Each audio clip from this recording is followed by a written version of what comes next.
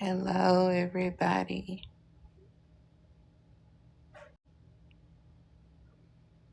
Hey, Shira. Welcome in. Welcome in, love.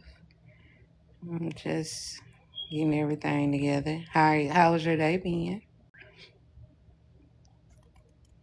Hey, Zora. Welcome in. You win a hug from me, Shira. That's what you win. Nah, you are the first one here. We gonna have to definitely start raffling off and doing surprises. I tell you what, I got you. I got you, girl. Hey V. Yes. Hey Tori, welcome Welcome. in. Welcome in, ladies. So we want to welcome you back to Spiritual Tea with V and Key, where the tea is divine, the truth is unapologetic, unfiltered, unedited, and we don't just talk, we expand. How you doing today? I'm good. How you doing, hon? Ooh, I'm hanging in there. I'm doing better. I can't complain. Hi, Shara. Hi, everybody. Yeah. First show of the beginning of 2026. How was your entry? It was wonderful. I relaxed. I rested. I relaxed. I Oh, rested. I I went live for. Yeah, Shara. I had look. Let me tell you about my little brother. He hates it when I call him that, and he's 3 years younger than I am, and he got married on Sunday, and um I didn't want to go because I have not been around my extended family since since Raki passed away in 2024, July, right? mm-hmm. It was everything I thought it was going to be. Tell us about it, V. Girl, first of all, my church family, that it was at my old church. And I was a very active member at the church. You know, I sang in the choir, I did the plays, I was very active. So after Raki died, about four of them, might have been three, showed up at the funeral. And and I went to church one time after that, but they didn't really want to talk to me. They just wanted the gossip because when he first passed away, hi Coco, everyone thought that he had unalived himself. So it was more so wanting to know the gossip. Anyway, long story short, the deacon has been asking my mother about me religiously every week. Everything but stop by my house and see if I'm okay. Mm-hmm. So I'm walking in the church, girl. I'm trying to get where I'm gonna get. Hey, And he says, "Hey V, I've been asking your mama about you." I said, "Yeah, she told me." And he was like, "Oh, well, when are you coming back?" I said, "I'm not." And he said, "Oh, well, why?" I said, "Because I don't want to." I said, "You want me to be honest, don't you?" He was like, "Oh, yeah, I want you to be honest." I love it. You stood on business. I No did. explanation needed. I I don't want did. to. I Period. don't want to.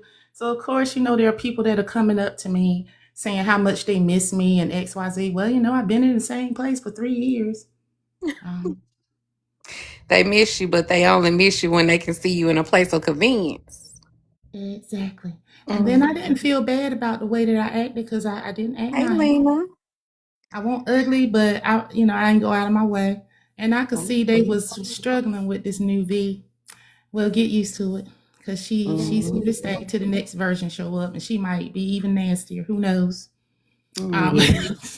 I wasn't really nasty though, Key. I set a boundary and I put my foot on it. And I felt good about it. And when I got home and thought about it, so many times I would run into people that had mishandled me. And instead of being home, being proud of myself that I handled it and I stood my ground, I would be home saying, why let them say that to me? Why let them get away Mhm. with doing that? And it felt so good to be home saying, girl, you did that. You stood on business, big business. Anyway, that was my Sunday last week. I I hope. love it. I love it. I'm proud of you, V, because, Thank man, you.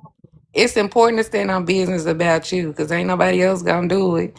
And I've been on this transition of that um for the last couple of weeks, you know that. And so Mhm. it has come to a head.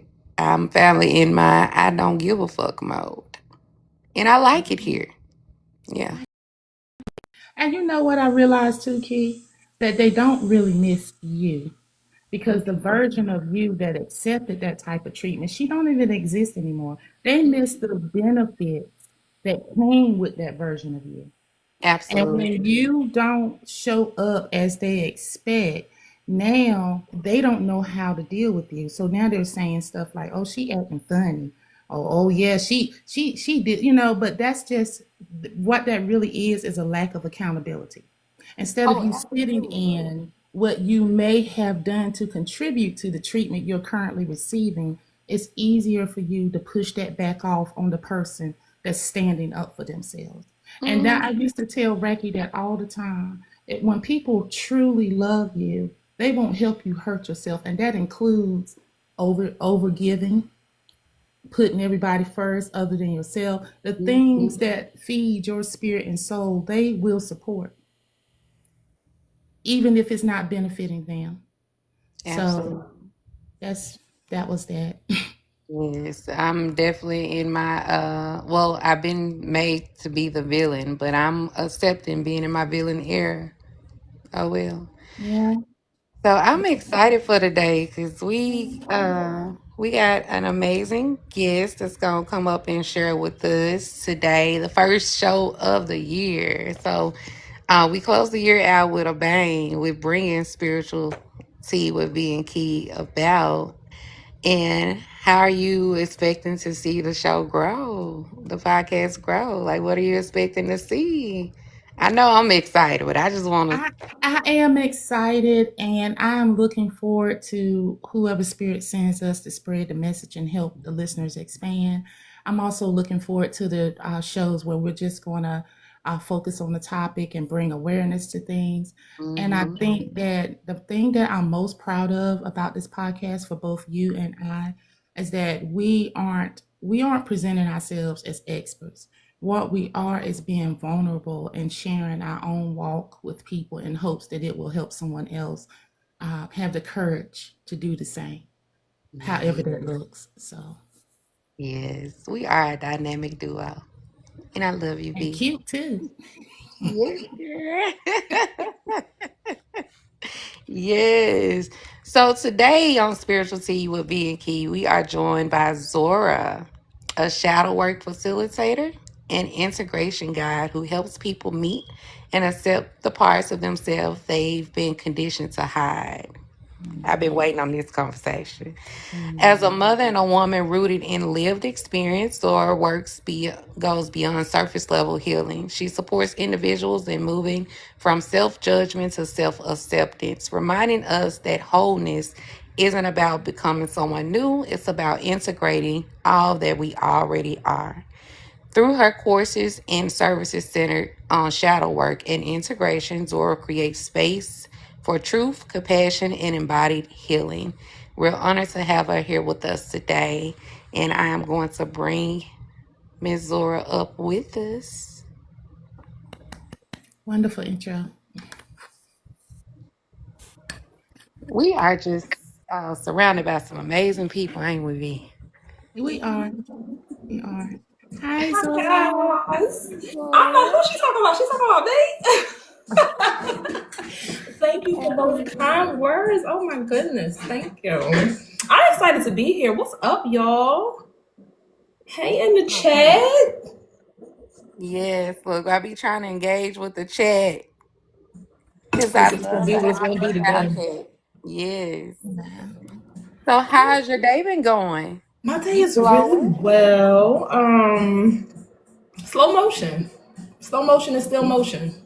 So I am just I'm embracing those moments. I'm taking it easy. I'm not in a rush to do nothing. And I think that that's the next step for me is to slow down even more and just be more present. Yeah. Like I, that. That is definitely essential. That's something that we all need to take Hmm. part in, is slowing down so that we can hear, we can feel, we can focus, because we've operated in this assembly line for far too long. That part, that part. But I also get why people don't want to slow down too, because when you slow down, that silence is loud. It is. So I do understand, but it's growth that comes in the silence, and it's not a scary place to be. And I think that people are just scared of what will come up, and what will present itself, and it's not as scary as people think it is. I Go ahead. What you got to say, Kay? Go ahead. Go Them ahead, B. wheels is Well, spinning. I was just going to say that at the top of my grieving journey, um, I chose silence Mm-hmm. because I didn't have the emotional bandwidth to handle anybody else's shit. Yeah. So the silence really became my solace. Um, Mm-hmm. I wasn't, I was new to my awakening, well, that one in particular. So shadow work found me. I didn't even find it. And as I started working through a lot of things, I realized that even the way I was grieving was coming from a wound. So Mm-hmm. even the way I was processing the damn grief won't mine, Yep. and I realized that I had some work to do. Mm-hmm. A lot of work to do. So And 9 times out of 10, the shadow work is going to creep up. You can only keep things hidden for so long. Everything is going to come to the light eventually. mhm. So why not be in control of the process as opposed to it just bombarding you, and now you gotta, oh my god, you're so frantic, you know what I mean? So it's not easy work, I will say that, but if you handle it with grace and you set your own pace, it's again, it's not as scary as a lot of people make it out to be. So we gotta definitely put a pin there because we gotta give the people a Mm-hmm. breakdown of what shadow work even is. But before we go there, Zora, tell us who you are beyond the titles, who you were Mm. before the shadow work found you. Yeah, girl. I was just a regular degular schmegula, okay? I was just a girl from Philly, really, who I dreamt of something more. Like I already knew I was different. I felt it within my family. I felt it within my circle. I was always that nurturer, that one that came with the logic, the all right, again, we see what the problem is. When we gonna get to the solution? So I've always had that, and I literally just got tired of my own shit, and then I took a deep dive into, like B said, shadow work found me. I was at my lowest point. It was nothing but up from there. So yes, these titles that we earn these because we do the work, and they're self proclaimed, yeah. But I'm nothing more than you, Key, you, V. I'm nothing but a mirror to everybody else around me. You know what I mean? So there's the abilities that I have, everybody possesses. It's just what you want to do with it. Are you going to tap in? Are you going to allow yourself to be open enough to receive what the universe, what source wants to give you? Um, or are you going to pretty much stay asleep? So who am I? I'm all of it, but I'm nothing at the same time. You know what I mean? Like I don't take, again, what source gives me. I'm just a vessel. I feel like that's the best thing. I'm just a vessel.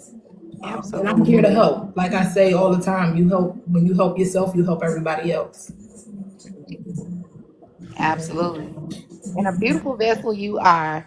I'm gonna let V because V got some spinning over Go there. Come ahead, baby. I'm here Well, for I it. just I got a comment and a question because one of the things I found as I started, and I don't know if I'm jumping ahead of your questions, Keith, on. but one of the things I found during my own shadow work is how other people's opinions of me impacted me. And then when I started realizing, especially with Racky, and for those who may not know, that was my ex-husband that passed away. So I started thinking about it one night and I realized that everything in him that wounded me was a wound I already had. And the That part. only reason he could do those things, I mean, he was this gigantic mirror. As much as I loved him, the self-worth, the way I allowed him to treat me for how long, because I did that 20 plus years. Yep. Even the need to try to prove myself to him. He would manipulate me a little bit sometimes and be like, "Why you love me?" And instead of me looking at him like he was crazy, I'm here. Well, because I think you're cute, and and it was just so. It was so disheartening to me when I realized I had been the author of my own destruction. And when I had to sit with that, I And mean, that's really why sit people with it because I run. had spent so much time being angry with him that I never even stopped to think about the part I was playing in, Yep. what we had going on. So I That's wanted it to, right there. yeah, yeah. And it gives me, when I'm dealing with people and they come at me a certain way, I know that they're in the midst of their own Right. shit and they're projecting onto me. And it gives me a lot more grace with people. And that don't mean I take up the mantle of your healing because that's your job. I'm always willing to help people, but I'm not going to chase people to accept what they need to do. I don't Right. know if you want it. But I feel like that just gives me a lot more grace. So do you find that through your work with people in their journey, how do you go about showing them those pieces when they're resistant? Because sitting with yourself can be hard. Very, very much so. And that's why people run from it. But my disclaimer for anybody who wants to start working with me is I'm going to hold your hand about this much. If you're not ready for this, then I need you to be honest and upfront with that because you're not about to waste my time and you're not going to waste your time. If you're not Mhm. going to come and ready to peel back those layers, now we're going to peel back layers with grace. We're going to peel back layers with compassion, but we peeling them bitches back. You know what I mean? So for those who are resistant, if I can't if we can't sit and have a conversation and me tell them, okay, well, this is what I see, this is what I'm getting, XYZ, and I get some type of reception from that, I'm not going to push anything. I'm not going to push any work with anybody because this your journey.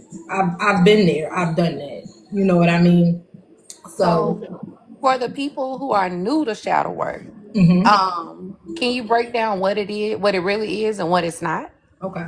So shadow work in simple is literally you just sitting with your thoughts, sitting with every piece of you that has brought you to this point now. Good, bad, the ugly, the indifferent, all of those pieces, and being able to sit, to feel, to process what those emotions are. We have our emotions for a reason. We're supposed to feel every last one of them, from sadness to happy to anger. Allow yourself to feel these emotions. That does not mean shadow work is not sitting in the shadows and not coming towards the light. It's not becoming dark. It's not becoming, these evil things that people think when they think of darkness. It's literally you finding your way, you taking a moment and being the hermit, for those who know tarot, for being to go through your hermit mode and come out on the other side. That's the purpose of it. To pull back the layers, to face yourself in a mirror. Everything that, again, has brought you to where you are, from every traumatic situation that has been placed on you. We know that the half of these things were pretty much out of our control. But what V brought up is there's a lot of things that are in our control. There are a lot of things, and also sitting in the shadows and learning yourself, you see where you cause your own destruction. You see where you self-sabotage. You see where you allow things to happen that maybe I should put a boundary right here. Maybe, but it's stages. It's It's a journey. It's a journey, and what I do, like I said, is just help you and I guide you. I guide you through. My shadows is where I met one of my most loyal spirit animals. You get clarity, you meet people, you meet energies. It's your space. Spirit just gave that to me. The shadows is your safe space that you think is scary. I Do you love it. find that a large percentage of shadow work leads you back to inner child work? Yes, absolutely. Because that's what we suppress. Those are the memories that we had no control over that shaped us into being who we are today. Patterns that was put on us, generational patterns that were put on us that we had no idea of. But 9 times out of 10, you're going to go back to when I take you into your shadow, you're going to go back to the very first time you felt unheard, the very first time you felt unseen, the very first time you felt unsafe, who these people were, these situations, where were you? Because not only do people trigger you, but places trigger you. Why are you triggered? And is people don't want to go back to those memories. The best analogy that was recent was Stranger Things. I don't even know if you watch Stranger Things. Yeah, I ain't seen the last 3 episodes. Don't tell me, Zora. So all I'm gonna just say is memories. Memories hold a lot of weight. When you can go back to those memories, how you felt when you were in those memories, taking yourself, however old you are right now, me 39, taking my 39-year-old self back to 7-year-old me. In that first moment when I felt unsafe, sitting in that, feeling all of those emotions all over again, but bringing my 39-year-old self my knowledge now, letting her, that 7-year-old me, know you're safe, you're okay, it's okay. So it's a lot of back and forth. It's a lot of that. It's a lot of, but ultimately you will realize that you're going to find the broken pieces of yourself. And that's what we are now going to integrate into who we are today. We're taking all those broken pieces and putting the puzzle together. I almost feel like, and I hope, this is taken in the spirit that I say it.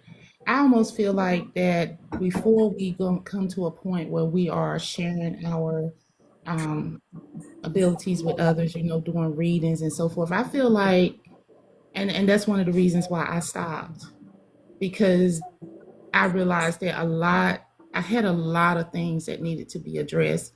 And I never want to read someone and the hurt I felt, the triggers I have are projecting onto other people when I'm reading for them. You know what I mean? So I almost feel like the healing, like once you tap in and you're tapped in, like you can't just zoom past all of this you got going on. And I think for me, like, one of the most startling revelations I had, because everybody always says V is so sweet and V is so nice, but V got a real ugly side to her. I That mean, like, part. I'm not this great, I'm not a 100% great person. And most people want to believe that they don't have no shit with them. It's always someone else. So, Mm-hmm. I can be, I can be very, what's the word, passive aggressive. Mm-hmm. I'm very passive aggressive. And I had to really work on that because I want to be direct. I want to be intentional. I Yeah. want you to understand who I am, what I am, where I am, so that we can have a real relationship. Like that's one of the things I'm working on. I know that's part of the integration, so I'm skipping Right. ahead, but Right. No. It's all a process, and everything is not going to happen in these, cookie cutter steps. You mhm. know what I mean? So that might be your revelation right now, and it's going to take you to a place where you have to deal with stuff in that moment. You're going there because it's something that you need to learn in this moment. Yeah, Coco says nice, nasty, and my son used to call me that. He used to be like, "Mom, Listen, the way you talk to people, it's nice, nasty," because I because need you I to know get not to play all with out. it. Yeah, I wouldn't cuss him out, but I would get just very, and I'm still like that. I'm I still am working on too. that. It I'm just still it's working on that. duality. It's everybody. Nobody is just all light. Yeah, I I, think I'm, baby, I'm he getting unhealed me. excited. I love that you said that because I get so sick of people with that positive vibes only shit. You know. That ain't real. Mm-mm, That's not a mm-mm. real thing because nobody is 100% light and nobody is 100% dark. And that's So where your discernment comes in. And it's like if you getting readings from people that's oh, everything is all peaches and keen all the time. Yeah, that's a red flag for me. Someone said something to me recently. It was Ebony, and she told me, and she said, "Keisha, you're a good person. You're not a nice person." Mm-hmm. And it stuck with me. And so I am a good person, but I'm not a nice person. Y'all gonna stop fucking with me. Mm-hmm. And Yep. so I am very, and I don't even say good, I'm kind. I am a mhm. kind hearted person. I am kind to everybody. But I don't like a lot of people. I choose not to be around a lot of people because of, and on top of me doing shadow work, I think it kind of aids in my benefit. I'm a Virgo as well, so I'm already analyzing everybody and everything up and down. Yeah, I So lie. I think that just helps with me analyzing things from the sidelines anyway. I know who I want to gravitate to and who I don't. I was always just a good, I could just pick up on your energy like that. And that was from a young age. question for the chat. How many of you are kind and nice because you're in that people pleasing stage? Because there's a And how difference. many of you are kind and nice because that's just genuinely who you want to be? I just want to see drop a heart And if be you're kind honest. and nice. And Yeah, be honest. Because if you're a yeah. people pleaser, I am a recovering people pleaser. It's okay. Oh yes. So actually, so drop a pink heart if you are a kind person, good person, because that's genuinely who you want to be. And drop a purple heart if you're doing it because you're people pleasing. I'm kind because it's my nature, but I'm not nice because I don't like people. Mm-hmm. There's a Jamar That's lot what of said it us, because is. of Jamar. people There's a please. lot of us. It is. Because I'm a recovering people pleaser. Yeah. yeah, Mhm. because I just had a whole situation where they were talking and I said something. They were like, "Oh, V, you're so nice," and in my mind's like, "Bitch, please." I mean, this is really what I'm thinking. Like, you really think you finessing me, but I'm only doing this. But I really should have put her because I. Mm-hmm. The thing is, if they're a mirror, you're a mirror. Yeah. And when you're not honest with people about how you feel and Exactly. how they're moving, how can they grow? How can Yeah. they get the memo that hey, I need to work on this. Mm-hmm. Mhm. That's what I And how they really need gonna to do. know if you're not direct? That's I true. I say all this a nice nasty. I will send a nice nasty email in a second because I need you to know that one, you're not gonna play with me. Two, I know what I'm talking about, and three, it is what it is. Dora, do you know how many paragraphs I deleted word? Because I've been like, bitch, you playing with And me. guess what? They do not be paragraphs. I'll give you two good sentences. Don't play with Ooh, me. I Don't gotta play with work me. on I gotta that. get to the point. I need you to know exactly what I need you to know when I need you to know it. I gotta work on Because that. there's no room for assuming. There's no room for, oh, I thought that you meant. Yeah, no, I said what I said. Mhm. So it can come off blunt. It can come off like you a little, not nice or mean or ignorant. It can come off that, but when you sit and have a conversation with me, I am the kindest, or one of the kindest people you probably will ever meet. Hmm. You know what I Mhm. mean? But I just don't have time for beating around the bush. I did that too long. I did that for too much of my life. I'm Hmm. not beating around the bush no more. Well, and I didn't get a chance. I'm taking a break from classes for the next few months. But when I get back, you on my list. I got a whole list, but of workshops and classes I want to take. But I was thinking too, when you're in a situation like, how would you encourage someone to recognize repeating patterns? Because when people you hear them talk, and it could be the same situation over and over with different people, but they never recognize they the common denominator. Because people are stuck in victimhood. People want Mhm. to point the finger at everybody else. This is what I'm saying. When you sit by yourself, you will see how much you really self sabotage yourself. you will see that not a lot, I'm not even gonna say 9 times out of 10, but you will see the percentage of how many things you actually have control over that you keep putting yourself in. So So, your class. huh? How do you address? I know you don't want to give all your workshop away, but I just wondered how you walk people through those steps. I'm sorry. Well, one, I like to have my classes very intimate because of some of the topics that we will be tackling. There is individual one-on-ones as well, but I like to have it intimate, and I like to do keep the energy. I have to see who's going to be in class, so I know that the energies are all going to match. Okay, so the format is not like a group setting; It's it's more not. like one on one. No, it is a group setting. There will be group sessions. That's the workshop is a group sessions, but outside of that, there will be individuals. Ooh, I But love that. because of the gravity of what we will be talking about, because a lot of the topics, you have no idea what you have in common with other people. Hmm. So we could be talking, let's just say SA. I could have everybody in my class dealt with a situation in SA and didn't even know it. So it's me knowing, well, right now, this is my first class, which starts on Tuesday. So I haven't gotten any strangers, so to speak. So everybody that's coming to the class, I know personally.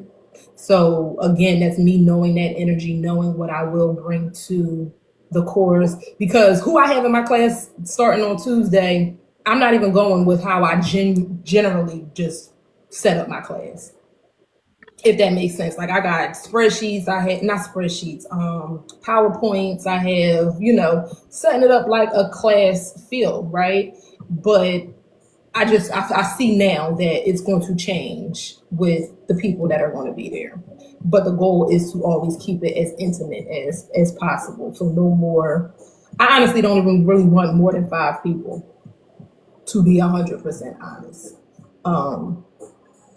Because it's gonna be special. So it's gonna be special. What would you say to somebody? And I'm sorry, Key. I'm just feeding. I'm gonna be quiet. Go ahead and answer your question. Ask your Go question. ahead. Go ahead. I just wonder how will you handle people that may not feel comfortable sharing in a group setting? So that's what the individual sessions will be Okay. for. That's what the individual sessions will be for. Group sessions, like I said, will be more. Um, you can kind of just take what I'm saying and put it to you towards your situation. It's more generalized in the group setting, if that makes sense. And then as we get personal, we'll get a little bit deeper, just me and you. So right now, I think that this will expand to me being able to offer a one-on-one, as opposed to right now it's just group. Because I had to get my feet wet. I had to get my feet wet first. So just seeing how much time it's going to require, how much energy it's going to require of myself. But I do see myself offering this individually for a course of like a mentorship, in a sense, as opposed to a workshop. Right. So I have a question for you, Zora. How do people know when they're suppressing their shadow versus integrating it? Well, suppressing your shadow, you're gonna keep repeating the same pattern. So that's a clear indication of you suppressing it. You not allowing yourself to feel those emotions. And integration is you practicing what you preach. You actually putting the work that you've done, the things that you've learned into your lifestyle. This is like they say about the gym. This is not, this is a lifestyle change. Integration is you changing your everyday patterns, you being so aware that now you fixing your shit before anybody else can say, oh wait, you know what I mean? Like, let's just say me and you are in class and we get towards the end and you're able to catch something before I'm able to say, oh, well, wait a minute, Keisha, why Hmm. would you? So that's the integration. But avoidance is always going to show up as repeat patterns. So, shadow work has this heavy connotation put on it now. But can shadow work coexist with joy, faith, and self love, or does it always feel heavy? Absolutely. No, it's not. The heavy part is the avoidance. That's the heaviness that you're going to feel. That's the most heaviness that you're going to feel. But when you go back and you meet that inner child, that younger you, all you might even feel bad. You might feel like, oh, just come here, baby. Like, I just want to hold. You're going to meet the wounded versions of yourself. Mhm. And that's not heavy. That's compassion to me. That's giving yourself compassion. That's giving yourself grace. That's you taking control. And when you are in control, you have the ability to make it anything that you want it to be. Absolutely. I You love can bring in that faith. You can bring in, y'all. It's one of the most beautiful experiences that I've had that I've gone through thus far. And when I say I am enjoying it, I'm enjoying because I'm taking what I'm learning and I'm integrating it, and I'm changing patterns, and I'm watching them change literally right before my eyes. When I tell you I'm so aware of my triggers, people, places, and things that I'm able to, excuse me, it's to a point now I step out and I'm like, I am completely, nothing will trigger me. I'm in a space now that I will be able to catch things and move. So it takes practice, but again, it's not scary. It's not scary. And what I'm finding out is just like in the Akashas, everybody has their own visual of what their shadows looks like. Mhm. Me, mine's is like the woods, like a wooded area, forest type, like dark forest. That's where mine's is. But as we work together and go through, you will visualize what yours can be in a closet at your grandma's house because that's where you hid when you were 4. You know what I mean? Like you will see where you were and where you felt comfort Mhm. because ultimately it's going to be comfort for you. One of the things I noticed too, like I'm not as advanced as Zora. I still got ways to go. But where I'm at right now, my shadow was just complete darkness. There wasn't a building or room, it was just complete darkness. And I realized because I had been silent so much from such a young age that I felt invisible. That was my biggest thing, not being seen, just unheard. Nobody cared about my feelings.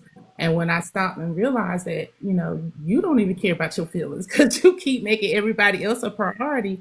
So for me, my inner child work that I'm doing right now, just giving her what she needs: Yep. love, attention, being the mom to her, dad to her that she needed.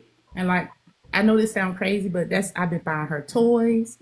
I've been just doing all the things that I always, I was the oldest daughter, so rest wasn't an option. You get Yeah. up, you cook, you clean. So now, and even I'm in the middle of building a space for myself where that little girl can just run, do whatever she want to do, and I'm Love enjoying. that. I feel so good where I'm at right now, and I know that it won't be like that every day, but I know I'm making progress, and Yeah. so that's where I'm at. Yeah. It's my story with my inner child is she didn't even trust me. She trusted no adults. She trusted no men. She trusted nobody, and she was angry as all hell. And it took me meeting her a couple times for her to, open up to who I was. And it's so funny because I was just in class with Jess, and she brought to my attention. She like, cause you're not mad enough for her. And it was just like a light bulb that went off in my head. And I'm like, damn, that's so true. She's not trusting because she's like, well, where's the anger? All of the shit that, people did to us, and why you not mad no more? So it's you meeting that energy where they are, and being able to pull them out of, it's that integration. She is no longer an outside entity of myself. She is now with me. So when she's triggered or when she sees something and it's like, baby girl, we got you. I got you. You safe. Let me take the driver's seat. You don't need to be, I'm now realizing nothing should ever make me that angry. I'm not saying you shouldn't feel anger, but to the amount of anger that she carried, nothing in this world should ever make you that angry. And that goes for everybody else too. I'm not saying you should not be angry, but to go to the extreme when you doing shit that you know you should not be doing. So this is where that awareness comes into play. This is where, this is where the integration comes into play. It's when you start practicing all of the things that you've learned thus far and being able to be in that moment. Yes, I'm angry right now. Why are you angry? This is the reason why I'm angry. Okay, we're going to sit with that and we're going to move past it.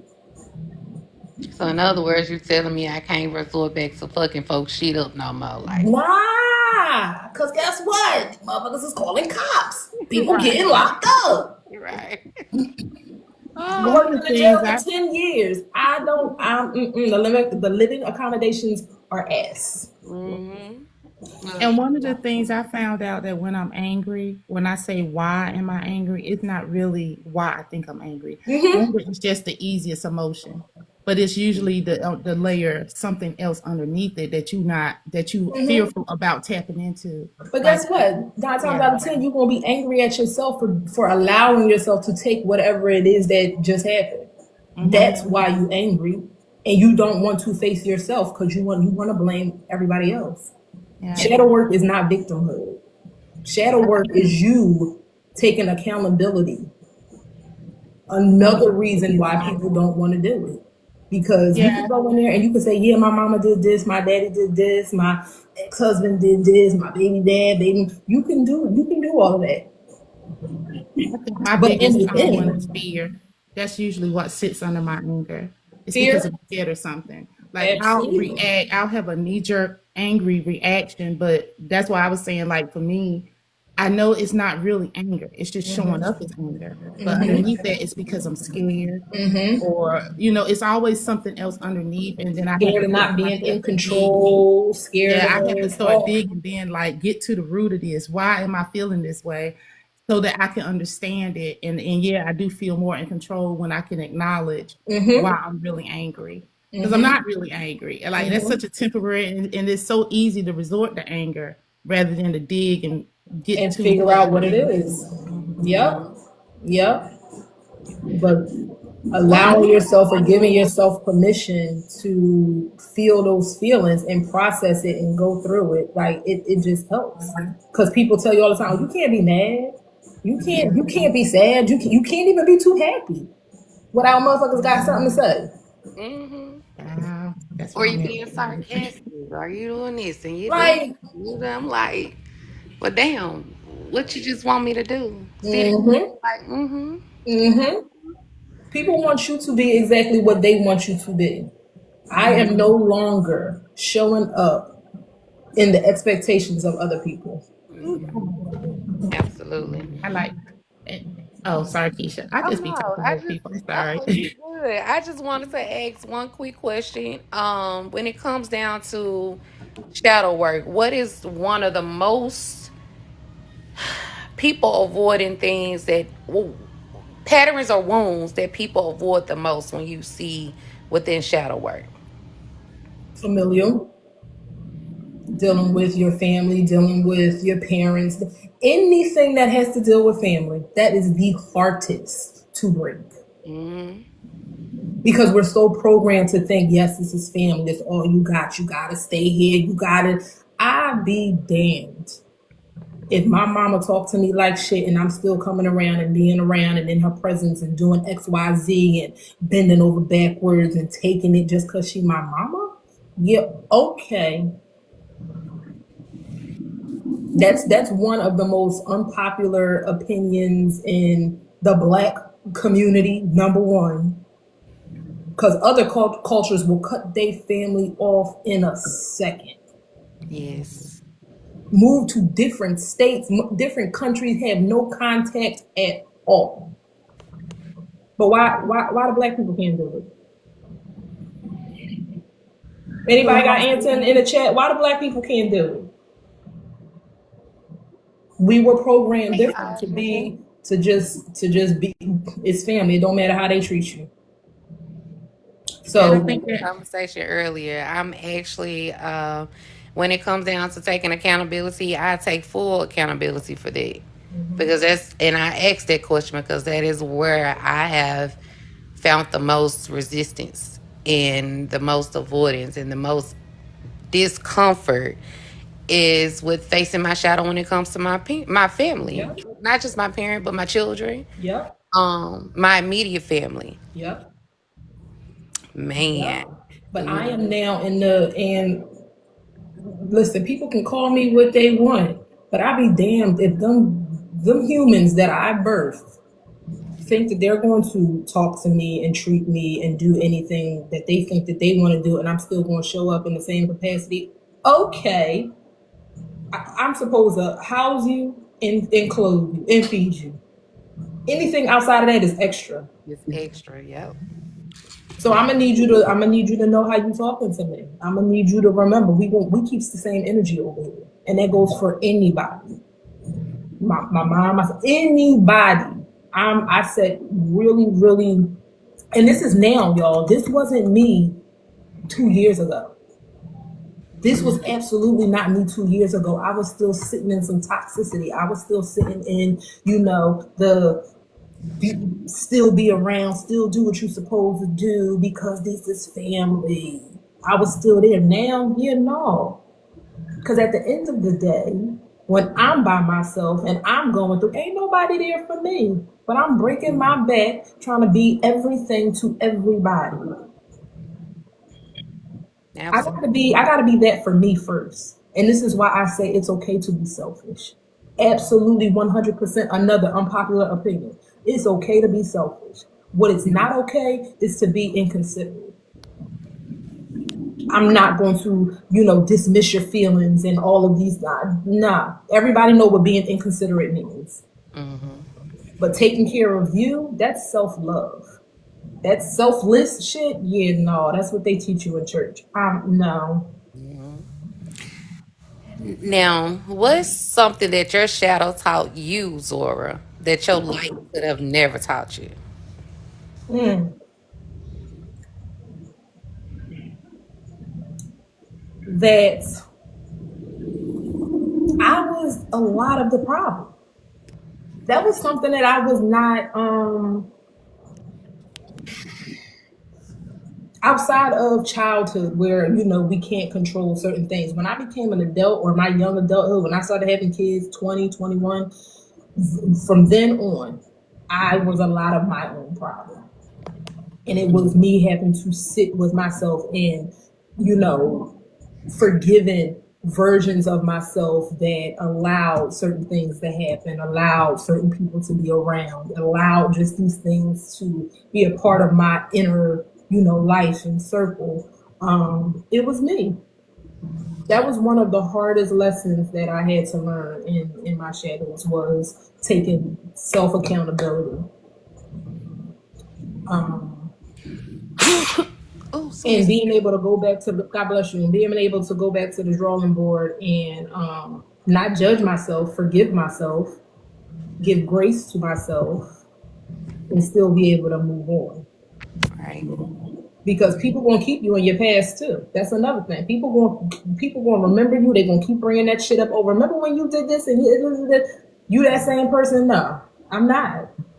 If you want to keep me there, then that's fine. But I'm gonna be over here minding my business by myself. I choose to be by myself a lot lately. go back to what Zora asked a few minutes ago, because I think it's important to always bring the cultural aspect into things. And there was a time frame in our ancestors, back when they were coming out of slavery, in slavery, listening to your mother and father and the elders in your family, your life could depend on it. So they instilled a strictness that didn't allow you to think for yourself. You just reacted to that rule or the person that was saying that. And that carried on in the Black community. It's one of the reasons why elders, no matter if they were right or wrong, people did what they said do, and they can control whole households, sometimes the ones they didn't even live in, with rules and things that, and society in our community, we built upon that.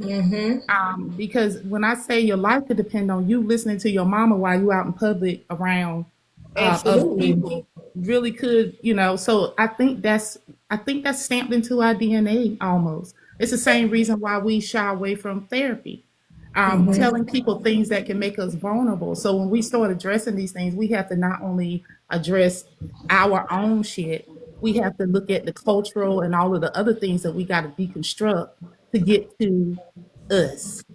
And I think that's why church has such a strong hold on the Black community. And I'm no, nothing against anybody belief system, but that indoctrination kept us safe, so we thought. So Yeah. that feeling of It safety kept, it was kept us still controlled, not safe. It kept us controlled. but that's Yeah. what it was, but that's what they thought. Yeah. And anytime we stepped outside of that, they felt vulnerable. And Mm-hmm. just like with spiritual practices from our ancestors, that fear to embrace that now is still stamped in certain generations, mostly mine and back. Yeah. But the Baby Gen Z boomers. generation, of course, don't give a fuck. They're gonna do what they got to do, and I Those love it. baby boomers, honey. I'm here for it. Ugh. They Yeah. stuck in their ways. But Oh, they for sure you made stuck. some good points. Go ahead. I'm The sorry, baby Keisha. boomers, baby, they stuck in their ways. They So stuck in their ways. Ain't no getting out. And if you do find one who is, willing to make the change and be different, it's very few of the baby boomer. My mom is a baby boomer, and it's just certain things that is just like, yeah, this is the way. But you brought up a great point as far as us growing up and having to respect our elders because our life depended on it and stuff like that. One, this ain't that. This time ain't that time. That's number No, one. Number absolutely. two, we are now knowing more than our ancestors and our elders. So for us to continue to listen to people who we are far up, we are so much further in our knowledge and our why am I listening to you? It's ridiculous. Because even with the baby boomers, like even with my mom and in certain situations where she'll come to me for advice because I've experienced different things and it's just different. Like I'm not gonna just listen to people because they older than me. That's no longer are we living in those days. with the It's fear millennials, based though, because Christianity is fear based. I'm sorry, but Absolutely. All religion, but yes, when you Christianity, but that's indoctrinate where a whole, yeah, it's so fear based that people are afraid, even if they feel it, even if they see something that lets them know that, hey, what you thought you knew is that's not it. Yep. They will convince themselves because they're scared. Yep. And that's something that's a real thing, and it's how these one person can control 300 people or That part. 3,000 people in a building, because religion was never about right or wrong, it was always about control. no, And how do You know you what just control? got downloaded to me? It's the fear of being different. It's the fear of being an individual. It's easier to go with what the crowd and with what everybody else thinks, as opposed to thinking, what are your thoughts? What are your beliefs? And going the opposite way. Like a lot of the fear that we have. Say that again. I said the other thing about control though is when all of a sudden you went from I'm praying to an external person to save me to how do I save myself? What's next? I got to have a plan. That's scary to a lot of people because they Yeah. need that security of knowing, hey, I ain't got to worry about no matter what happened, God got me.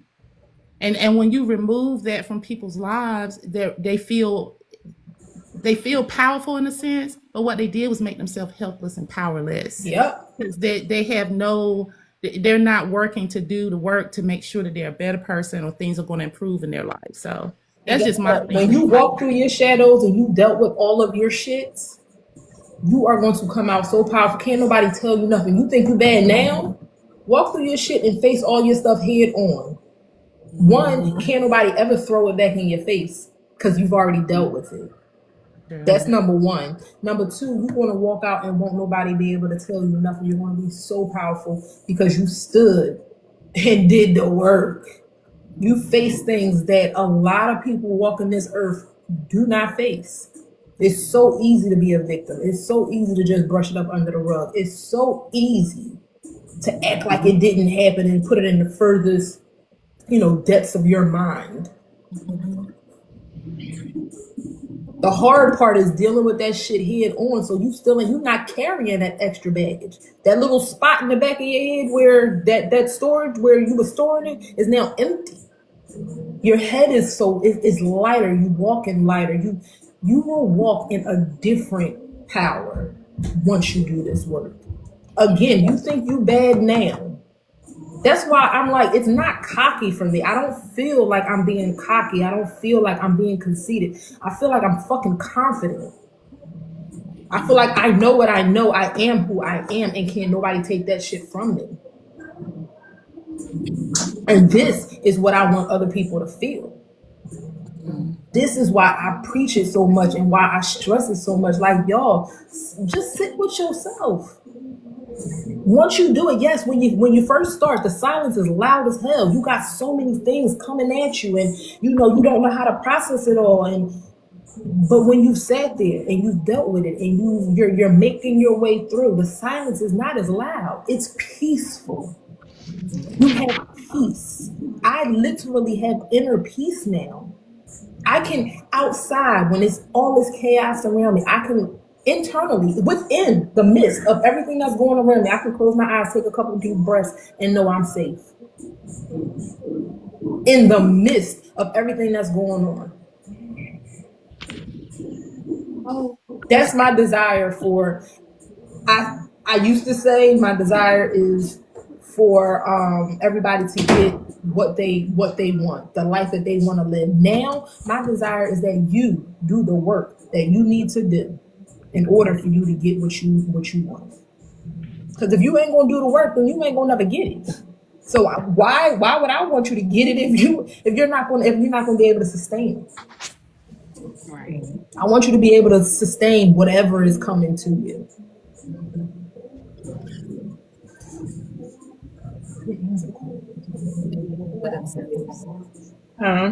I say you can't want it more for someone than they Nope. want for themselves. Nope. Yeah. But I want people to want to do that work. I want people to want to face themselves, want to hold up that mirror. And it's not about picking yourself apart. It's about placing pieces that are outside of you, placing pieces that need a home. That's the reason why we going through shit now, because you feeling like you ain't got nobody. You feeling like you by yourself. These wounded pieces of yourself are, where's my folks? That little girl, the little V, the little kid, that they right there. Like, who's coming to save me? Because a lot of people will frame shadow work as brutal, like you're brutalizing yourself, but you don't have to brutalize yourself to sit with yourself. Like, the world already can brutalize you. I think I like that you said that. That's a really good point, because I see a lot of other shadow workers, and it's all about it's just so harsh, and it's just so That whole death ego and all that. I don't want to kill my ego. I want to integrate it. I want to work with it. I want it to know that we are safe now. You don't have to be in survival mode no more. That's the whole purpose of it. And that's what I'm saying. When you do it with grace, it is a beautiful journey. Now, again, I'm not going to sit here and say you might not have moments where you do feel a little heavy. But once you get that initial heaviness out, once you sit in whatever that memory was that caused that trauma, when you sit with that and you process it and you realize, okay, I felt this way because XYZ, it's not as bad as what you thought. Now you're able, okay, I can breathe. Now I can take that piece and put it back where it needs to be.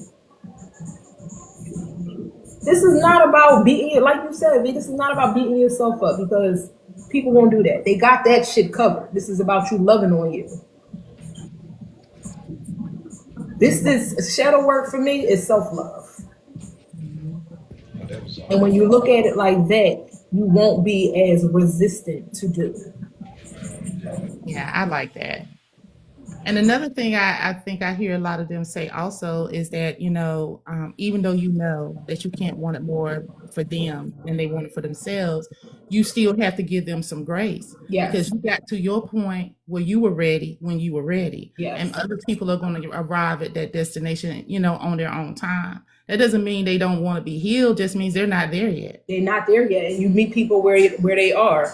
And that's why I just felt the need to put that disclaimer. And it's not to say that I might not get people who aren't 100% ready and they might need to, fall out of class and say, I'll come back when I'm ready. And so I'm not saying that I'm turning anybody away. What I'm saying is I will be able to indicate very early on if you're ready for this.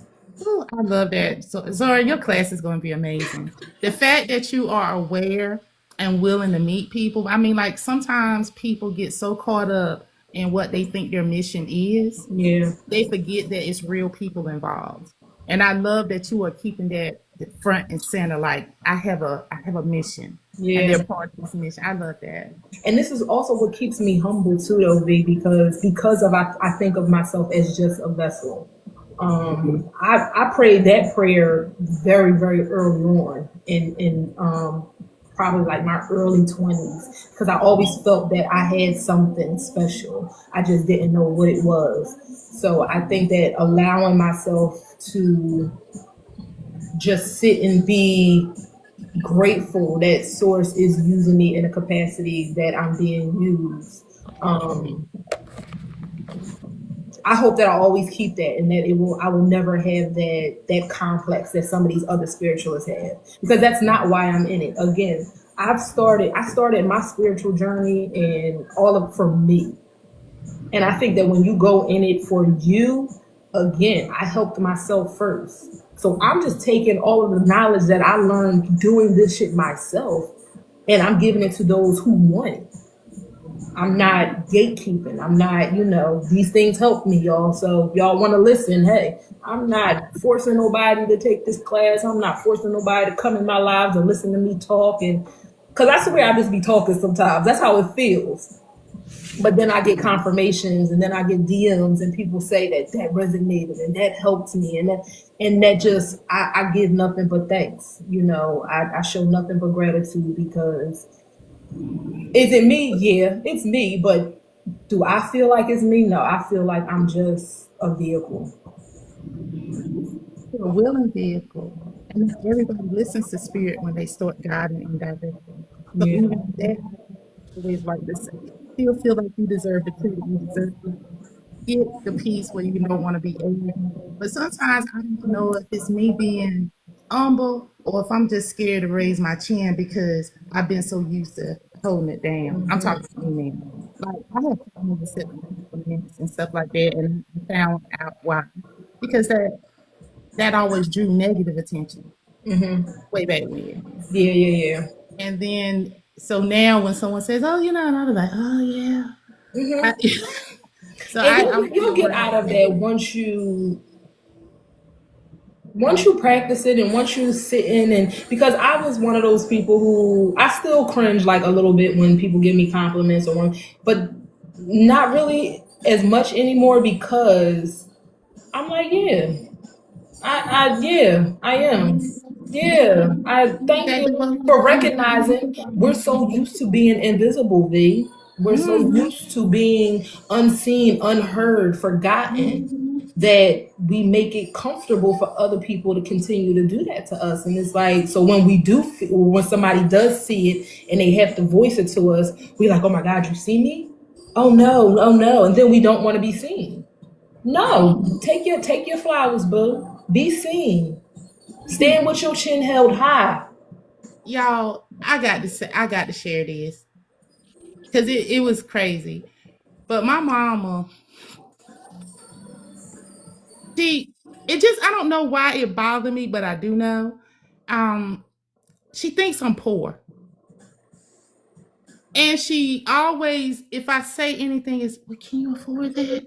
Should you be spending that money? Like she literally, and what I really recognize, I do know why it bothers me. She doesn't think I can do any damn thing. Mm-hmm.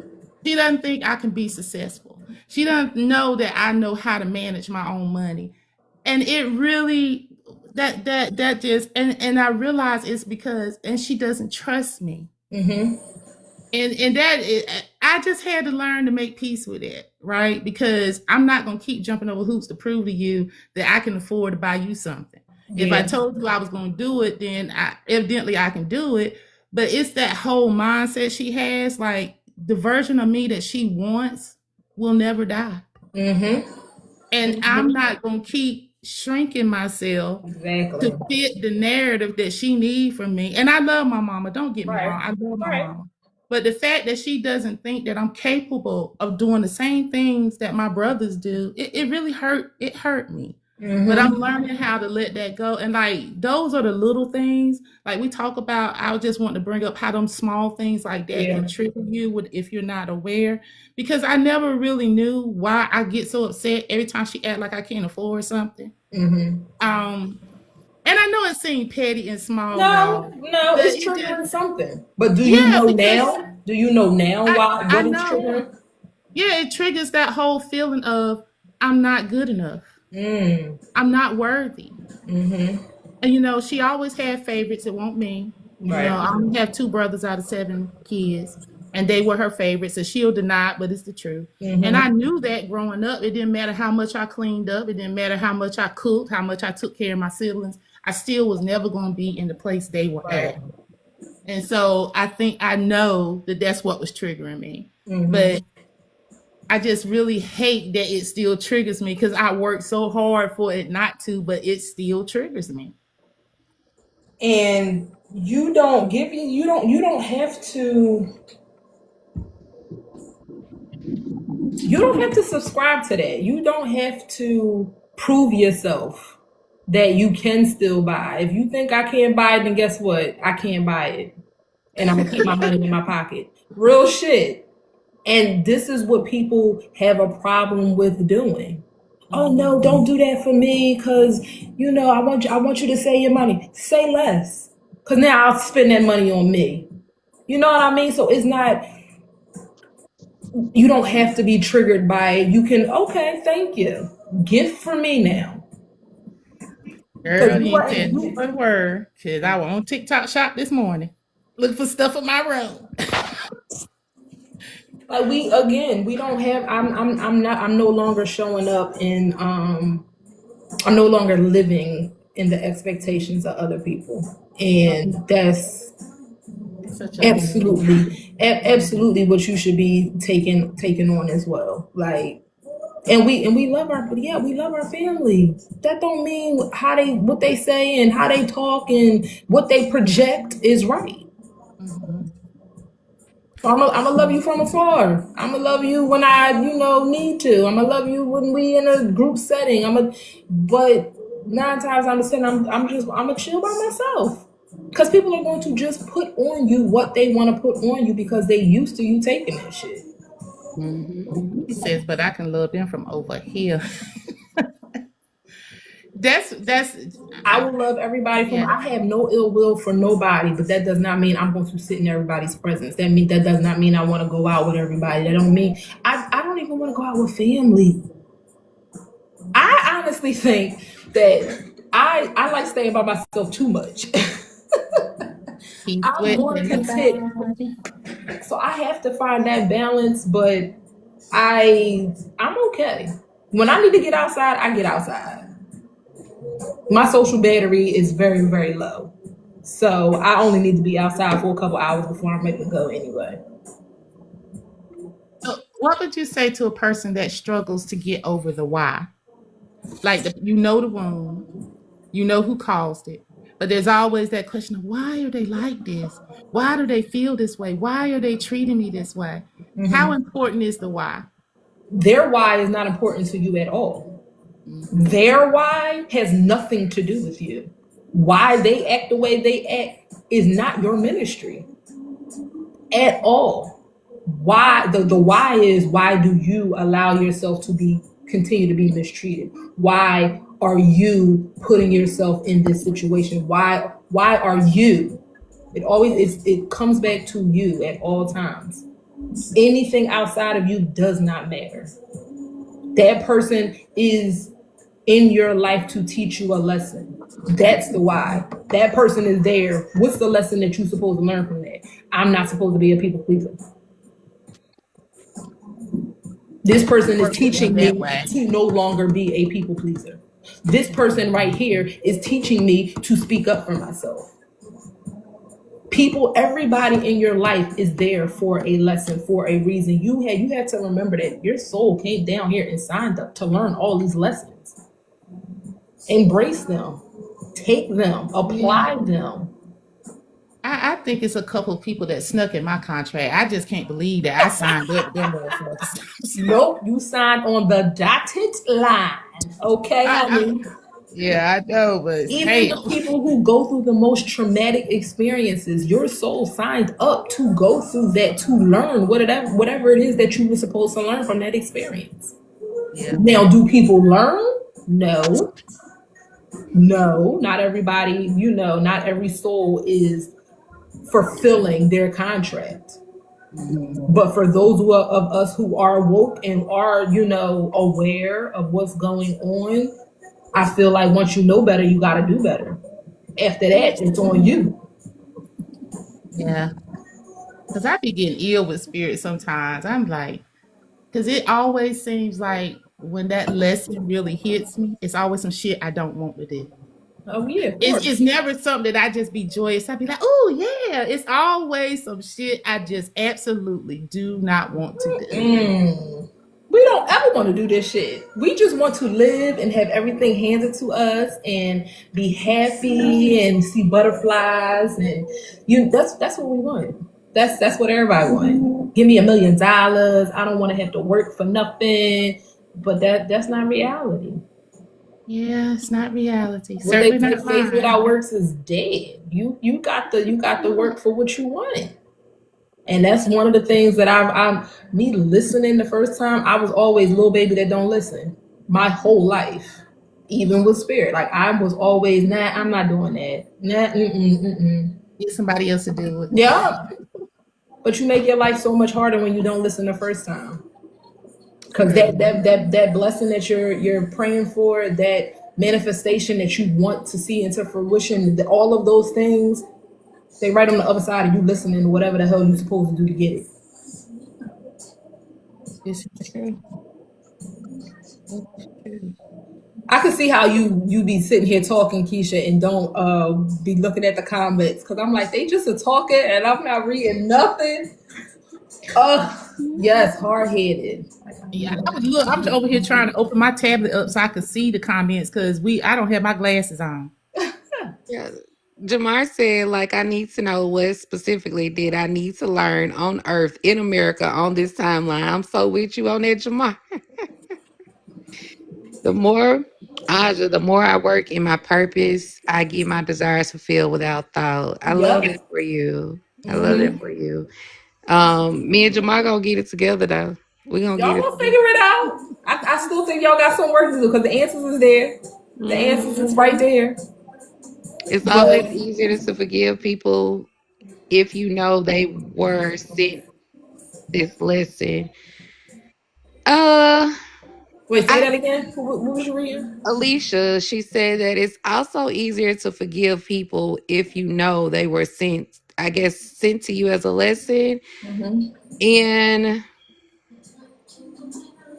everything was sent to you as a lesson. So if you go with that mindset, it's going to be, you're going to process it differently. I'm not going to say it's going to be easier, but you're going to process it differently. But let's be real too. Even though you have a contract, and I'm going to use myself for an example. Yeah, his death was part of the contract to break me open. But all the other shit was his choices. he made some choices in there that didn't have shit to do with that contract. Mm-hmm. And I made when I, at first when I was first started reading Journey of Souls, I was like, oh, this. But the deeper I got into it, I understood that there's an outline, a framework. Mm-hmm. But within that outline and that framework, we still have free will. will. Absolutely. We are still Absolutely. able. So if you're mistreating somebody, don't be sitting around talking about, well, girl, I was your lesson. I'm about to fuck you up. That way. So yeah, we do still have all our free will, but the contract. So you would have to, and I'm gonna shout my boo out, Jess, with the Akashics. If y'all want to go deeper, then she is the Akashic lady. But you can actually see what your contract is. You can see what all of your contracts are with everybody, and just because you have this contract signed that these two will be together, the XYZ. It's still, like you said, does not stop him from doing his own free will. He can go rogue, he can do, but that contract is not, he's not allowed to hurt your feelings. He's not allowed to cheat. He's not allowed to, that's not the contract. The contract, and I'm just being general, contract is you guys are going to mirror each other. He's going to show you all of the unhealed parts of yourself and vice versa. That's the contract. Mm-hmm. That's what you have to learn. You have to now, heal yourself from all of the things, right? But it's, again, just going through this whole process. It's going through the process, being aware enough. Because this shit, if you are not aware and you just letting life happen to you, I understand why people are in mental health institutions. I understand why people unalive themselves. I completely get it. It's fucking heavy. It's a lot. And when you're not prepared for it mentally, it sends you down a rabbit hole of self-destruction that a lot of people don't recover from. But again, this is why this work is so important, because it can bring somebody from the verge of unaliving themselves to being, okay, I get it. I'm starting to understand. I'm starting to see what the lessons are, and I see myself out of this situation. That's Alicia said that in the comments, and that's what she said. I don't use it as an excuse because karma will find me. I just know my mom was a huge lesson for me, and that's absolutely the lesson. My point was that there were things that happened that I know weren't part of our contract. Those were choices he was making. But even with that being said, my shadow work showed me this mirror here. So now I got some work to do. But I'm just saying he didn't have to choose that particular vehicle to show me those things. So I want to forgive. There's still an element of forgiveness there. And I'm not sure if I forgave completely. What I did say is I could give some grace because I realized there was some other stuff in there. But going to the records did help me a lot. When I took Jessica's class, it was a bridge, a doorway that I really needed. Can I ask you this without getting too personal, and you can tell me to mind my business if you need to. And you don't have to go into detail for live purposes, but in not 100% forgiving, what is it that you're still holding on to? Like, because forgiveness is for you. Like, why do you still want to carry around just even that little piece? Because there's still some shadow work I have to do. It's a piece in there that I have not been able to wrap my head around. The action itself.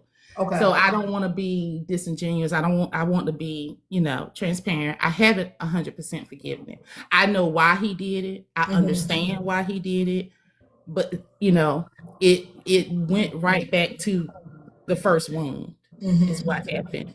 And they seem a lot harder for me to work through. When you tell somebody your pain, and you tell somebody all the things that make you tick, and then they turn around and do that very same thing that you told them about, that's more than just a wound. That betrayal run deep, and it takes time.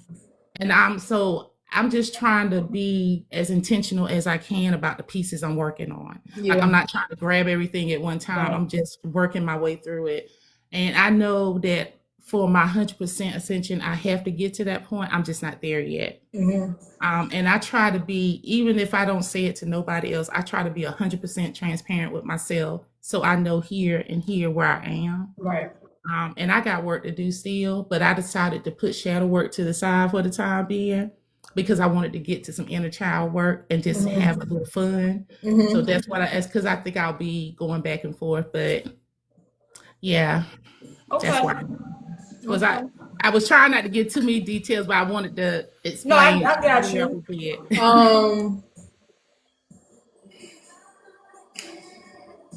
I'll talk to you off of live. I'll talk to you. That sounds like the teacher saying, "Stay your ass behind for detention." I don't know, y'all. Because I still do feel a little bit of avoidance with you, though, B. I have wrote it all out in my journal. Okay.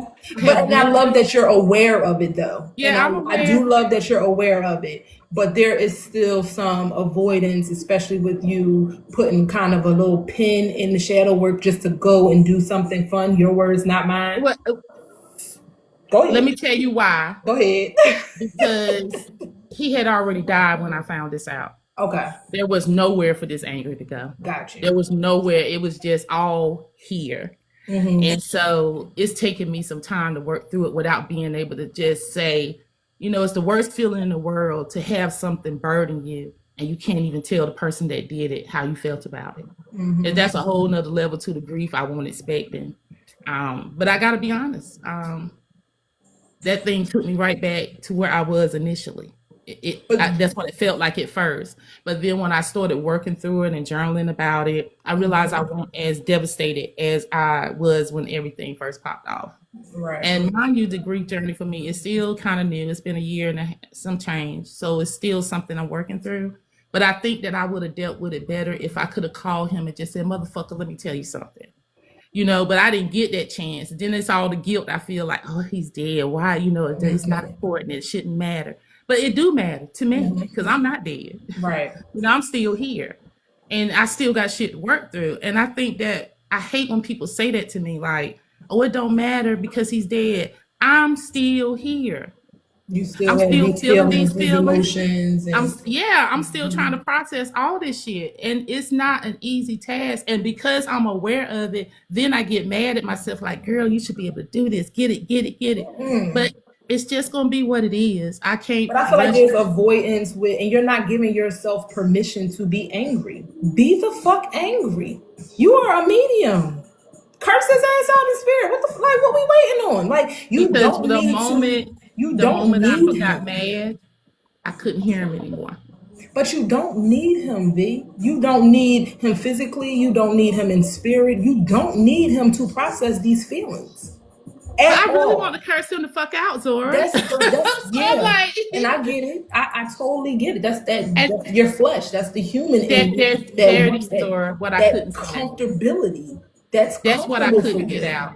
Daisy said it. What? I wanted him to admit what he did. Yeah. I wanted him to take responsibility and be accountable for it. And because he's not here for any of the fallout, for any of the things I have to deal with because of it. There's no accountability. And he spent his entire fucking life never having to be accountable for shit. Yeah. And it pisses me the fuck off. And it's okay. It pisses me off. Let that shit out. Because I feel like I always have to deal with the shit. I always have to pick it up. I gotta explain shit.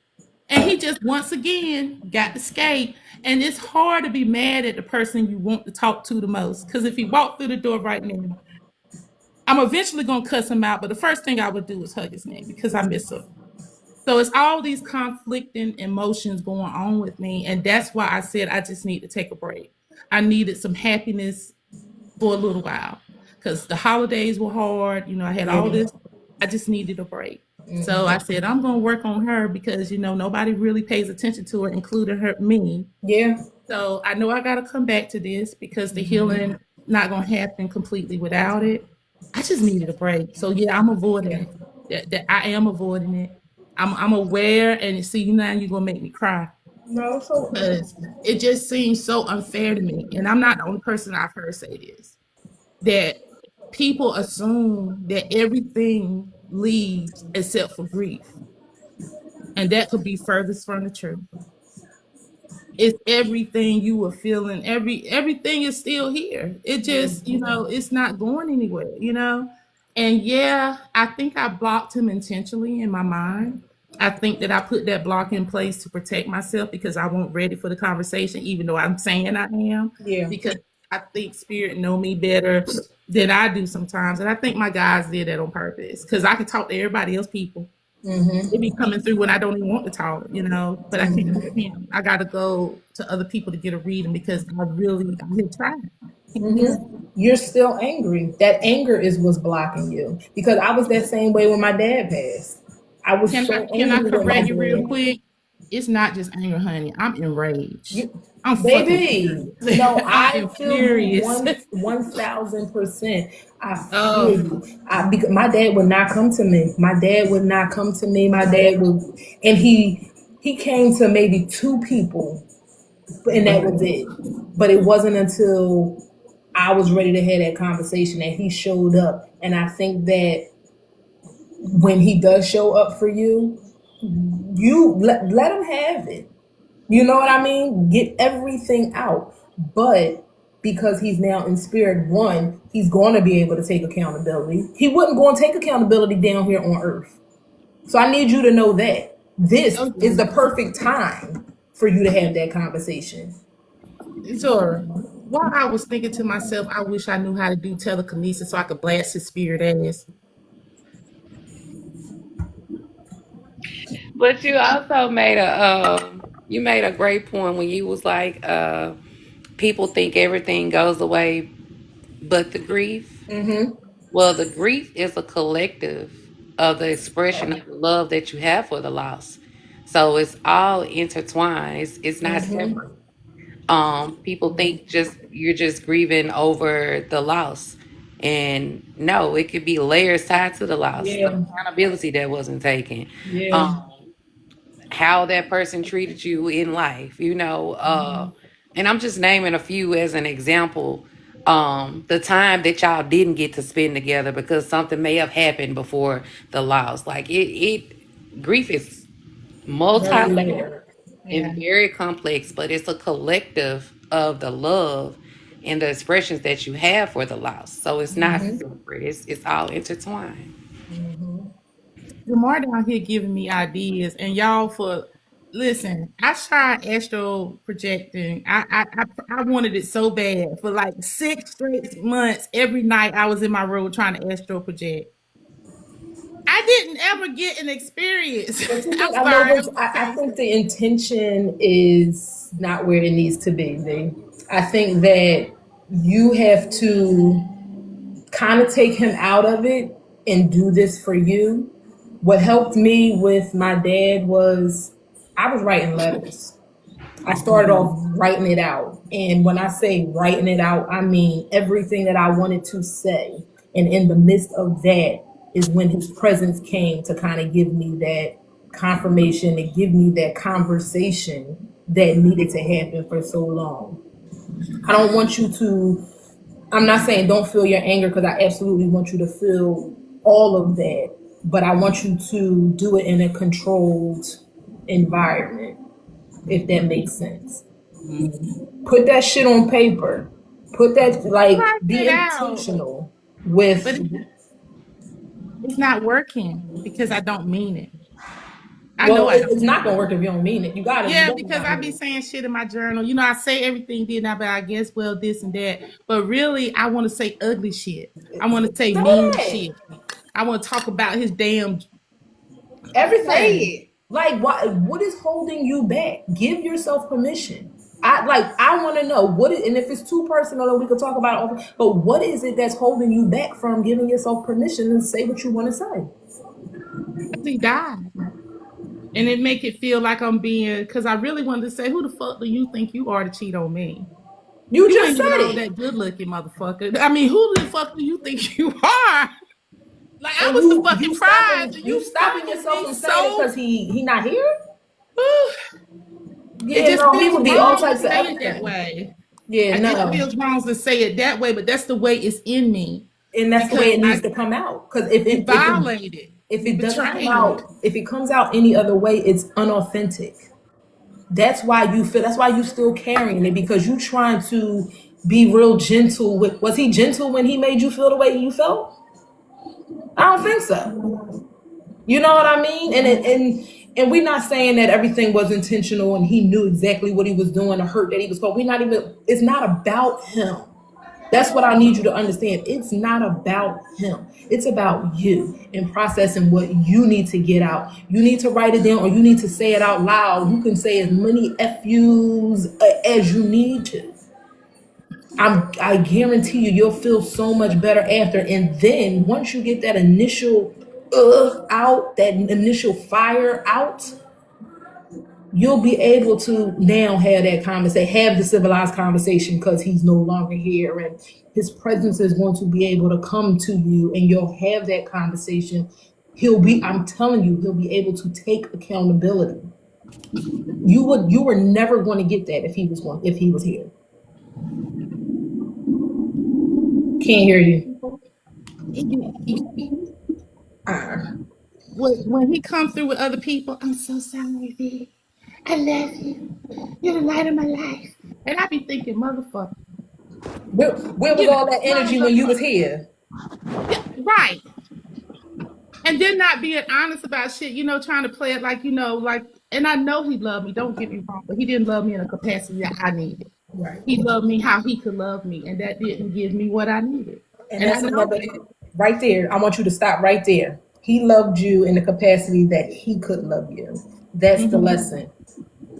It's not that he didn't love you. He just was not on your level. He was not able to give you what you needed. That was the lesson. That's why it didn't work. That's why he gave you what he could. Take that and let that be your happy. He gave me what he could. Everything else,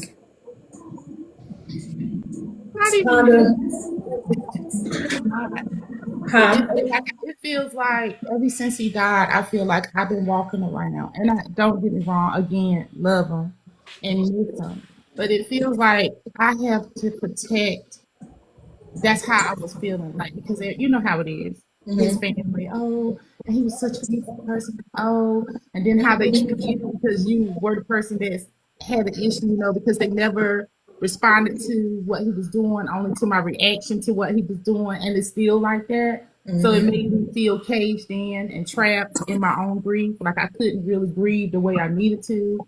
Like I didn't want people to think they could say ugly things about him to me because I'm pissed off, because you know how that go. Like I could talk about my mama, but your ass can't. It was that type of energy. So it just really boxed me in and trapped me.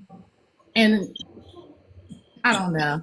I'm sorry for making this about me, y'all. No, you listen. We here because this is what was supposed to happen.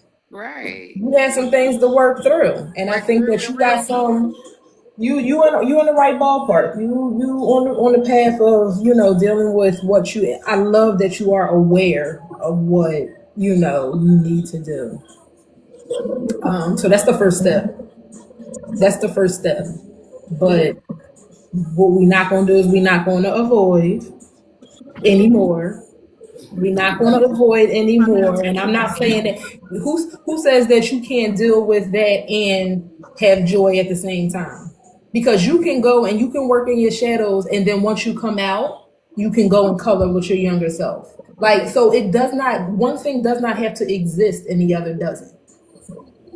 So going in and having that conversation or dealing with that heaviness at that time, you can absolutely come out of it and be like, now I'm going to go outside and play. Because that's what I want to do. I didn't curse your ass out. I feel lighter.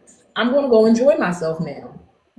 This is why we have to work through our emotions. You were angry in that moment. We processed that. We dealt with that, and now we're gonna move on to that. We're not sitting in this shit. We're not gonna sit in grief. We're not gonna sit in depression. We're not sitting in anxiety. We're not sitting in this stuff because it consumes you.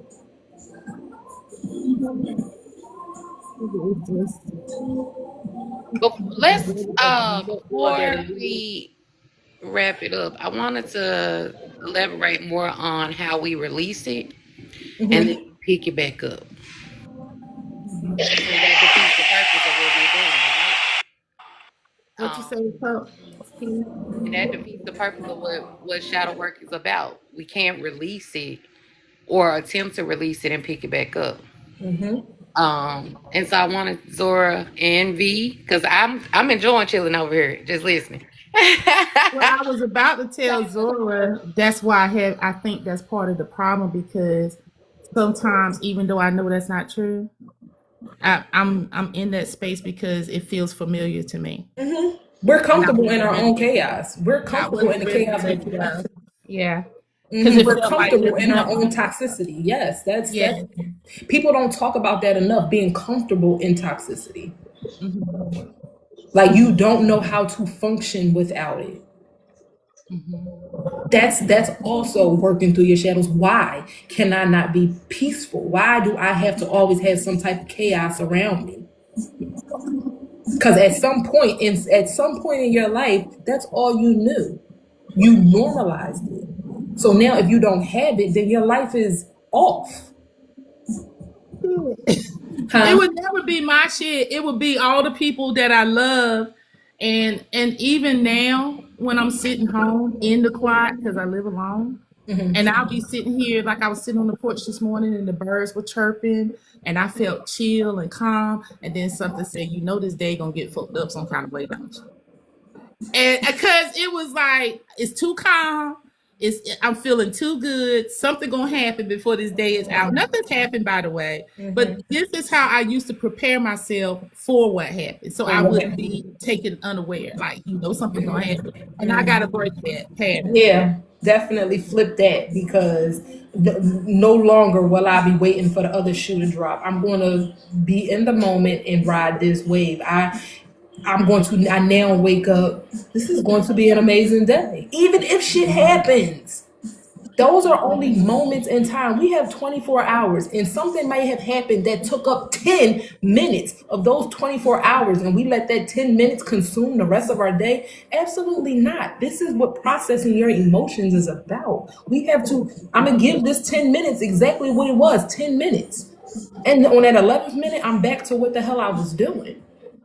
And I'm gonna take your workshop soon. By the way, I'm Yeah, convinced. I'm saving my Yeah, coins I'm for gonna. the workshop But too, you see, because I need it. I love y'all.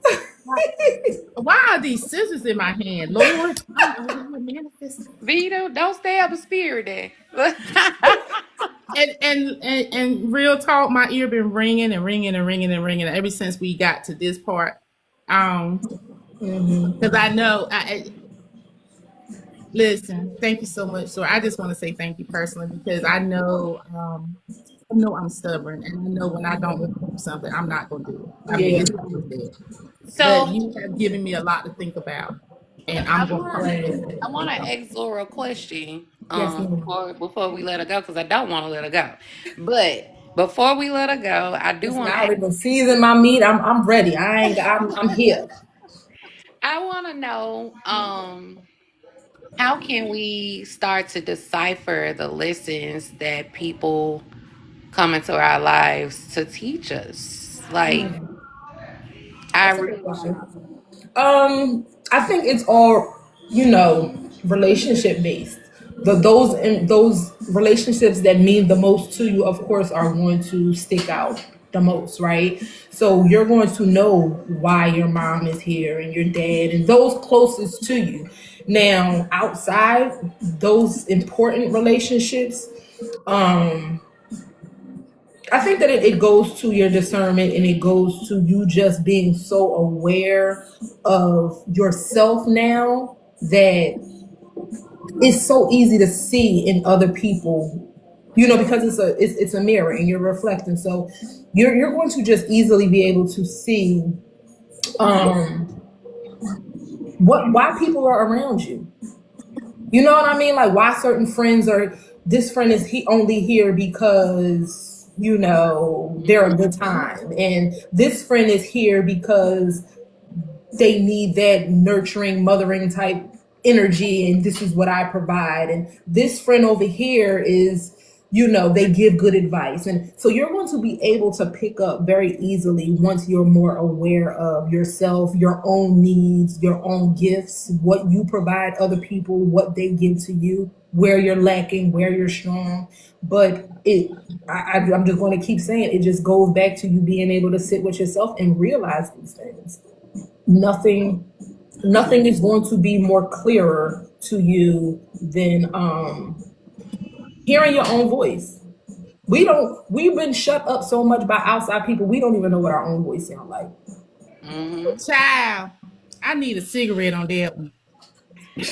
You don't even know what your own voice sound like. So That's that you real. have to sit, you might have to sit in complete silence for a week straight before you start hearing some shit clear. You know what I mean? So it takes time. I'm not saying that I've been 2 years working in my own shadows, and I'm not saying that I'm done. I frequent all the time. I always go back and self-analyze and reflect. I'm hyper aware, not to the point where it's like controlling and I don't enjoy myself, but it me being as aware as I am, it helps me enjoy myself. I can embrace things, I can take different things. Like it's not a bad thing. We just get so many negative connotations with shadow work and just this whole spirituality. It's a beautiful, beautiful journey if you choose to look at it that way. Huh? Mic So drop. you have dispelled those myths. I love the way you look at the journey. I love your approach to helping people with their shadow work. I'm definitely going to sign up for the class. And I think you should tell people how they could go about signing up for the next class. Yeah, so the next class starts on Tuesday, January the 6th. You can go to the link in my bio. I do have it on my website. I do have all of the things, the payment plans and all of that set up. So that is available. A workbook is included with the workshop. It's a 4-week workshop, even though I think it's going to be 5 weeks because the spirit keeps saying it needs to be one more week on there. So it's marked as 4 weeks, but I think that it'll be 5. But yeah, just come if you're ready to. Yes, I've actually been promoting it since what, December. I'm a little shadow bands a little bit. Like TikTok put some limits on my numbers because I was doing too much. But yes, Tuesday. I'm super excited. This is my first shadow workshop. Yeah, and I'm doing it with y'all. I'm doing it with you. You're not doing it alone, y'all. Like for real.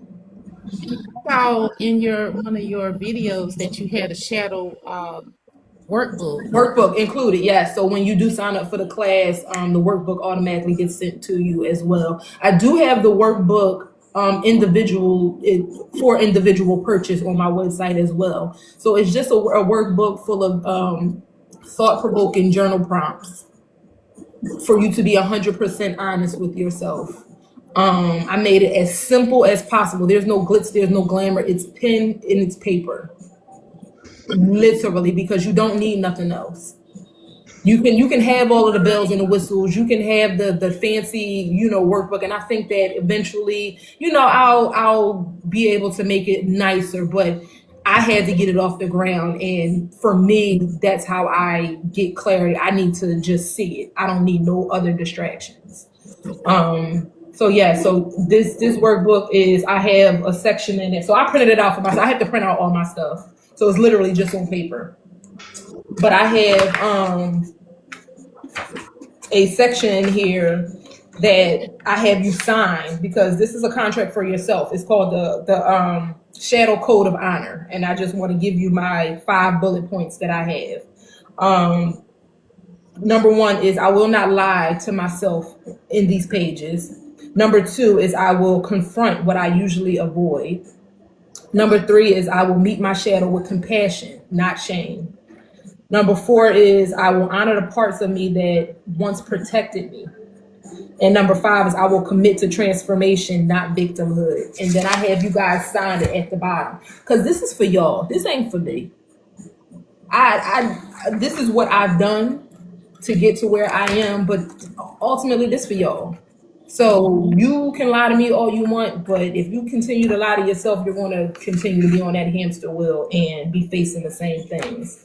that you've been facing. So as long as you're honest, and you're ready and you're willing, like we've been talking about, everybody has free will. As long as you're willing, I think that this will be an amazing next step. So if you feel so called, you still have time to sign up. It is the 6th, and you guys can just click the link in my bio. I love it. I love it. Well, I want to definitely thank you for joining us today. I'm sure we're going to have you back. Especially after me I and love you this. This last. was such an honor. It really, really was. I appreciate you, ladies. Yeah. This was a beautiful conversation. Now, Classes will be every Tuesday for the next 4 weeks. Once we start on Tuesday, we'll now start next 7. before we leave, V, I want you to give the world your takeaway and your word for the week. Can't hear you. I hear you. You say I'm muffled, like your phone is down on something. What in the word of the word of the word? There There you you go. Okay, so I have purchased a ticket to go to the Save Yourself event in February. Due to the plantation messing up my PTO, I won't be able to go. So I tried to give this ticket away on my live, and the person that won it couldn't go. So I wanted to try one more time because I hate for the ticket to go to waste, but I wanted to do it in a way where everybody had a chance to win it. Right? So is that cool? It won't take but a second. Oh, absolutely. Because can I get in on this? Everybody. Okay. So I want you, and is Lena still in here doing the mind? Evelina may have stepped out, but Coco is. Coco in here. Coco, can you tell me the first person that gets the right answer? Look, Shara said because she ride with me, she's still waiting on me to get my ticket. Okay. So everybody that can go. If you can't go, please don't participate because I really want this to go to somebody that is going to be put to use. I know it's going to be a marvelous event, and I really want to go. But again, the plantation people messed up my PTO.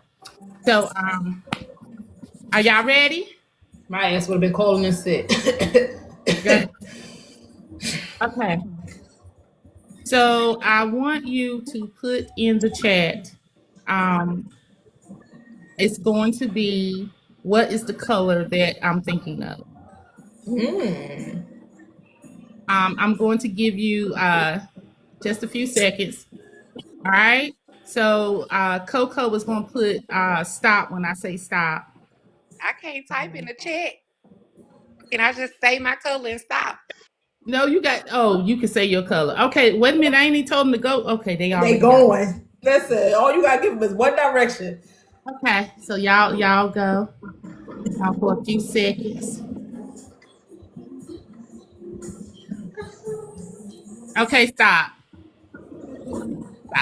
Okay, let me look back.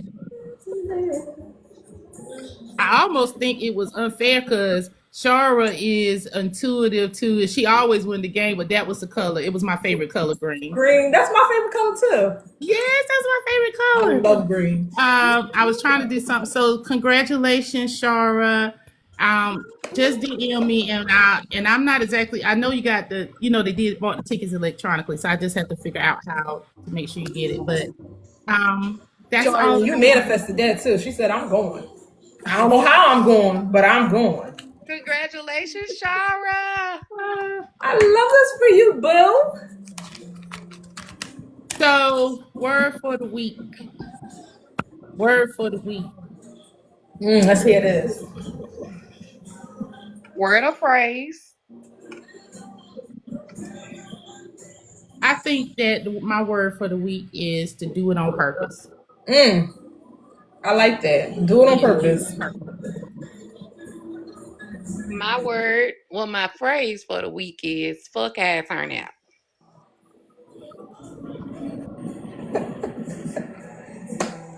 Wait, I gotta do one too? Um, mm, I'm gonna say show up and show out. I'm gonna say show up and show out. Coco said elaborate. So I will definitely elaborate. Fuck our turnout. I'm not walking on eggshells to overcompensate somebody's emotional shit. I'm not settling. If I it's coming up and it's coming out, take it, take it. And fuck how it turned out also means to me as I'm gonna go out here and show up big. Night, Yup. just do it. And fuck how it turned out. And fuck out. Listen, do it for the plot. We going to do that shit for the plot. Yeah. We doing whatever. I love that. Oh, okay. Hold on. Fuck how it turned out. Said do it. And you said do it on purpose. Do it on purpose because oftentimes the person that we push to the back burner is us. And we shouldn't wait for to have time. We have to make time for the things that we need and desire. So this week, at least one time today, that day, make time for you. I don't care what the kids got going on, your job. Take out some time for you. Because what happens when you put yourself on the back burner all the time, you're just teaching other people that that's where you belong. Yep. So we're going to do it on purpose. Listen, my favorite burner is that front burner right there, the biggest one, because I'm the biggest. That's my favorite burner, and that's how I'm living. Okay? Well, if I cook, that would be my favorite burner. But yeah. That's it right there. Because just like you said, there's too many times you put yourself on a back burner. Everybody who cooks favorite burner is that front burner right there. That's what we doing. And show up and show out. When I say show up and show out, I mean take up space, sis. Take up space. Take up space. All of this is me. I need all of this. All this right here. Yeah, I love it. Come on, Tony Jones. Thank you so much for coming. I love this so much. Thank you for having me, guys. This was amazing. And thank you all for tuning in for another episode of Spiritual Tea with V and Key. And we will see y'all back on next Sunday. Bye.